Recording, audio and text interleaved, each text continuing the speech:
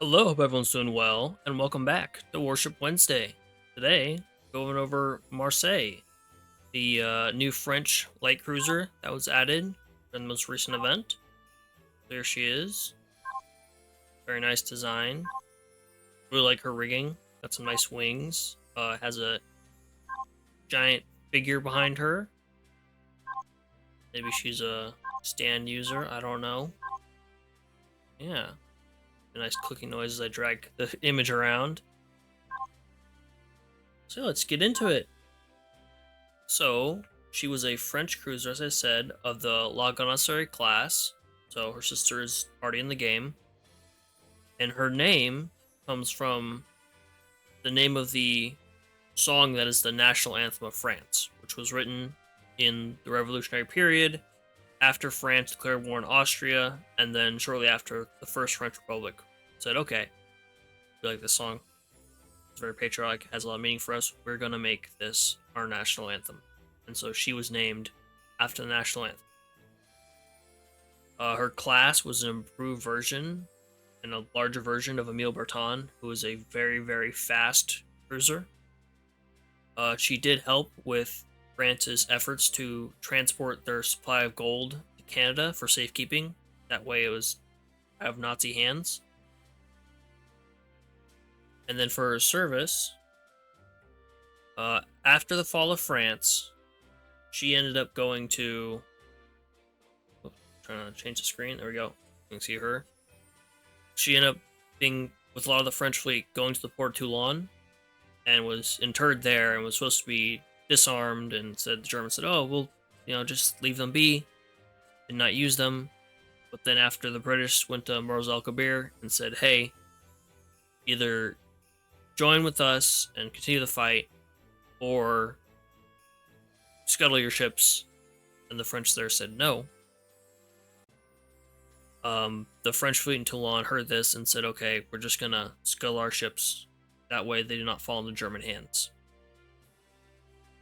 And then her captain especially did not want this to happen, did not want the Germans to take over his ship. So when the scuttling was occurring, he told his crew to only open the sea valves, let water in and out on one side, and only plant charges on one side. This way the ship would be tilting to one side as it sank.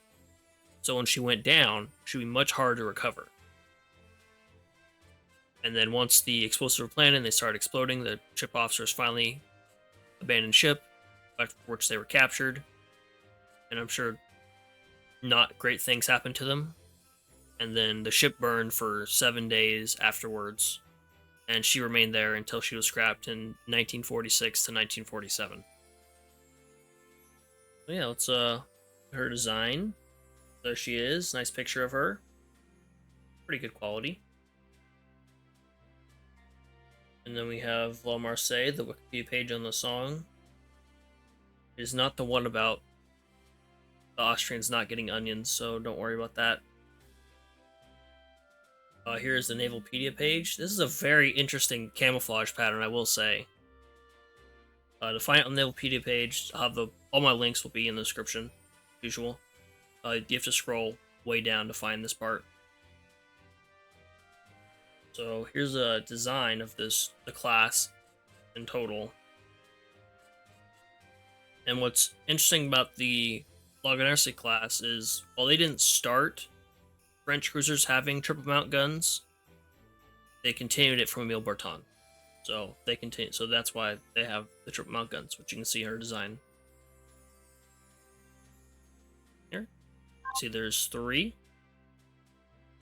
For if it's an older French cruiser, I don't know which ones we have, but they would only have 2 guns there instead of 3. And then here is a bigger view of this picture of the camouflage. It's very hard to look at, I'll be honest. Looks like a messed up zebra. It just like it's kind of distorted. And finally, for pictures, we have a picture of her being sunk for scuttling. You can see she is well off to the side. You can see her name along her stern there. Yeah, they definitely did not want the Germans to capture her and use her against the French people, other peoples of Europe, the world. You can see the I'm not sure if it's a clock or supposed to estimate list, but you can see it there in this picture, and you can also see it in this picture. Little circle. So for her voice lines, back to the game. Well, a list of what I wrote down. So her detail screen line talks about a melody. Let's go to that.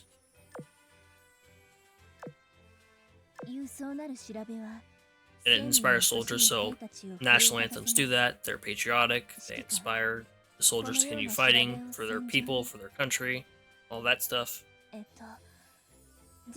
So rigging playing music, makes a bit of sense with that. And then her stranger line, when you have, base level affinity with her, she talks about her name being bestowed on her, inspiring her compatriots, which makes sense once again. Named after the French national anthem. And many of her victory and flagship fight lines, I'd assume she's a bit more aggressive compared to some of the other ships that are kind of more like, yeah, we're fighting, but we're not like, I fucking hate these people. She seems a bit more towards the aggressive side of things, so I assume that's because kind of inspired from her captain's desire for her not to be captured.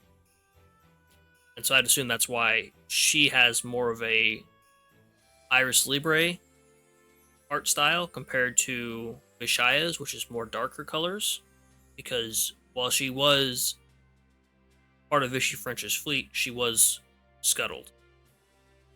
Some of the French ships in Vishaya ended up serving in the, occupied French fleet. And then lastly for voice lines, she has a sortie line with FDG, where she shows some hesitancy about, like, oh, you're fighting on our side now. I see. So, makes sense, because FDG is the leader of Ironblood for the most part. So it's understandable she would not be the happiest about working with her. So yeah, this was Marseille. I'm not pronouncing that right, I'm sorry. But hope you enjoyed. Thank you for watching, and I'll see you next time. Bye-bye.